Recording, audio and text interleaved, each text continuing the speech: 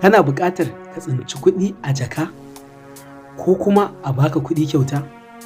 Idan har kana buƙata ko kuma kina buƙatar ki tsinci kuɗi ko kuma ka tsinci kuɗi ko kuma a baki kuɗi kyauta ko kai ma a baka kuɗi kyauta, namiji ne ko mace, to in Allah ya yarda duk wanda yake buƙatar wannan, kada ka wuce wannan bidiyon naka ne. Kada ku manta da duk izini da muke baku shine sharing zuwa group 5. Domin me? Domin ya isa wurin waɗansu masoya manzon Allah su ma su ƙaru. Ba wai muna cewa ku yi sharing ne ba saboda ra'ayin kanmu. Muna cewa ku yi sharing ne saboda me? Saboda waɗansu ƙaru. Ba da ban ana sharing ba, da kai ma kanka da kake kallon wannan bidiyon, da bidiyon bai zo maka. Bayan nan a danna mana like, yana ƙara mana ƙarfin gwiwa wurin zaƙulo muku waɗansu bidiyon.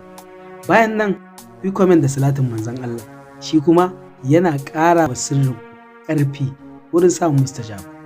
To in Allah ya yarda yanzu zan gaya muku yanda za a yi, yanda za ku yi ku samu kuɗin. Idan kuna son ku tsinci kuɗi ko kuma kuna so a baku kuɗi ma kyauta, abin da za ku yi shine za ku zauna, za ku je ku yi alwala. Idan kuka yi alwala sai ku zauna, kalli gabas, ku samu turaren ku mai ƙamshin gaske, ku shafa a jiki, sannan ku shafa a daddumar da kuke zaune. Idan da carbi za ku yi amfani, shi ma sai ku shafa turaren mai ƙamshi a jikin carbin. Bayan kun shafa wannan turaren sai ku zauna, sai ku ɗauko alƙur'ani, sai ku buɗe suratul waqi'ati.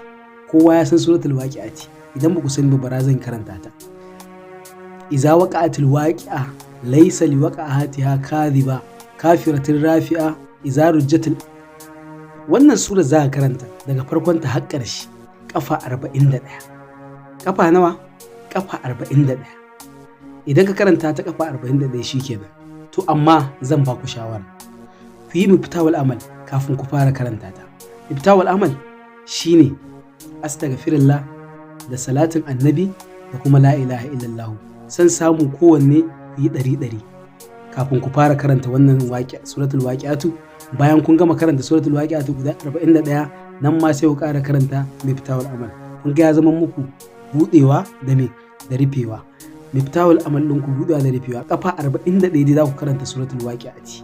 To in Allah ya yarda matuƙar ka zauna ka daure ko kin zauna kin daure kin yi wannan wurdin na suratul waqi'ati, wallahi sai ka mun addu'a. Dan za ka tsinci kuɗi ko kuma me ko kuma a baka kuɗi kyauta a ranar, in har ka haɗa adadin bijahi sai na rasulullah.